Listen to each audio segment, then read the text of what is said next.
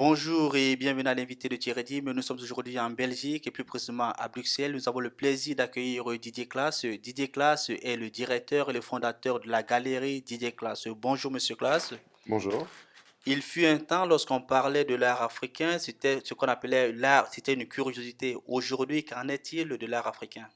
Effectivement, vous avez bien souligné les choses. C'était d'abord un art de curiosité, puisque ramené par les anthropologues à la fin du 19e siècle pour montrer un petit peu ce que faisaient et comment vivaient les cultures lointaines.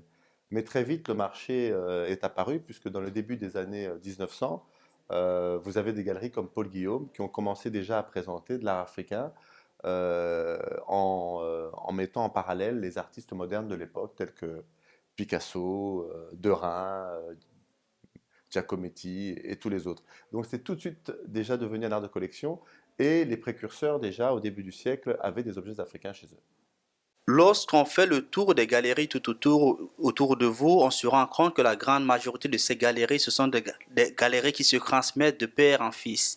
Est-ce que vous, par exemple, quand on vient ici à la galerie, votre galerie, vous êtes de la toute première génération, vous, est-ce que vous êtes du milieu de l'art? Écoutez, donc moi je suis un marchand autodidacte. C'est vrai que le métier en soi d'antiquaire est souvent attribué à un métier de famille. Alors, je dois avouer que je ne suis pas tombé par hasard, mais mon père était fournisseur et conservateur pour les musées de Kinshasa à l'époque au Congo. Donc j'ai baigné effectivement dans le monde de l'art, mais qui n'était pas un monde commercial. Donc je suis le premier à avoir monté une galerie et avoir fait de ce métier vraiment un commerce. Enfin, de cette passion plutôt, un commerce. Mais je pense qu'il est vrai qu'on n'arrive pas à être antiquaire ou marchand un peu par hasard, puisque ce sont des métiers qui se transmettent. Donc disons que mon père m'a transmis la passion et j'en ai fait un métier. On sait également que pendant plusieurs années, vous étiez au niveau du Sablon. Vous avez transféré votre galerie tout récemment au niveau du quartier Louise. Pourquoi ce changement stratégique? Écoutez, j'ai eu 17 ans de galerie au Sablon. Et je pense que dans la vie, comme dans tout autre domaine, il y a une évolution dans tout. Et le Sablon a été et restera le quartier des antiquaires, hein, mythique, mais il y a des changements. Et c'est vu créer, au fait, dans le quartier dans lequel je suis maintenant, tout un groupement de marchands qui sont issus de l'art contemporain et de l'art moderne. Et moi, en tant que marchand d'art africain, ma clientèle est une clientèle qui provient beaucoup de ce domaine-là. Ok. Et donc, c'était une manière d'aller vers eux et de créer une nouvelle dynamique. Donc, je suis le premier marchand d'art africain à me déplacer du Sablon pour venir dans ces quartiers où je suis entouré de plus de 25 galeries uniquement d'art contemporain et d'art moderne. Mais comme l'art africain est quelque chose qui se marie très bien avec La l'art contemporaine. contemporain, c'était presque une démarche naturelle. Mais maintenant, ça fait 4 mois que je suis là et je dois être avoué que je suis très content et très satisfait en tout cas d'avoir fait ce pas et choisi ce déplacement. Peut-être pas la dernière, mais je vais quand même vous la poser.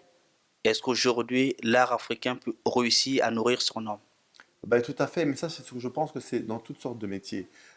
Tout d'abord, il faut bien le faire. Il faut, je l'ai déjà dit une fois lors d'une interview, je pense il y a très longtemps, je pense qu'il faut plusieurs choses. D'abord, il faut être énormément passionné, il faut être très travailleur, il faut avoir beaucoup de connaissances, énormément de courage et surtout un peu de chance. Donc, quand on réunit un petit peu tout ça va ensemble et là, on peut réussir son travail. Voilà. Et le visiteur qui viendra par exemple visiter cette galerie, qu'est-ce qu'il pourra trouver comme pièce? Bah écoutez, alors moi la galerie est située sur deux étages, hein, elle est constituée pardon, de deux étages. Le rez-de-chaussée où on a toujours des expositions thématiques, tous les 4 mois nous renouvelons notre exposition. Cette année par exemple, depuis quelque temps, j'ai une exposition qui est en collaboration avec une galerie d'art contemporain où je présente un artiste sud-africain qui s'appelle Kendall Geers qui s'est inspiré des œuvres africaines. Donc la combinaison est parfaite. Et au premier étage où nous sommes, vous avez des pièces qui sont des pièces de collection.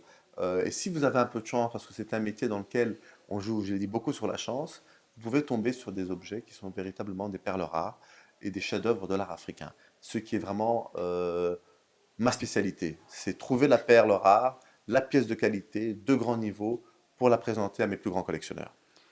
Merci Monsieur Claes de nous avoir accueillis ici dans votre galerie. Merci. Quant à vous, nous vous donnons rendez-vous très prochainement avec un nouvel invité.